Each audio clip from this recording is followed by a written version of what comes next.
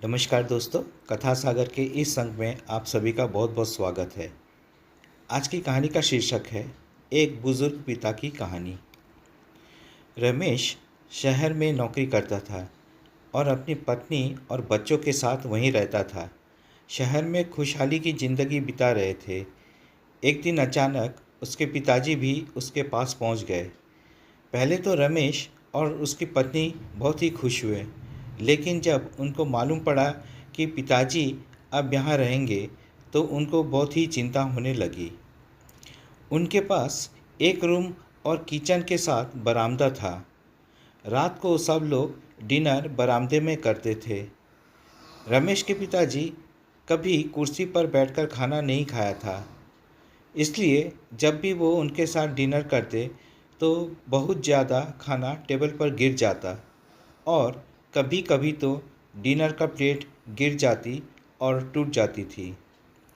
कुछ दिनों तक यह सब रमेश और उसकी पत्नी ने बर्दाश्त किया, लेकिन एक दिन उसकी पत्नी बोली, यह रोज़ रोज़ नहीं चल पाएगा। रमेश और उसकी पत्नी ने अपने पिताजी के लिए मिट्टी का थाली बनवा दिया और उनको अब अलग किचन में ही बैठाकर खिलाते थे और जब मन करता कुछ भी बोल देते। लेकिन बूढ़ा बाप क्या करे, चुपचाप सुनता रहता था।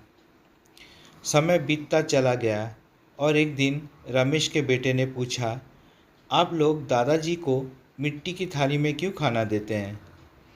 इस पर रमेश ने कहा, तुम्हारे दादाजी अब बूढ़े हो गए हैं और हर रोज़ एक थाली तोड़ देते हैं, इसलिए उनको अलग से मिट्टी की थाली में खाना दिया जाता है।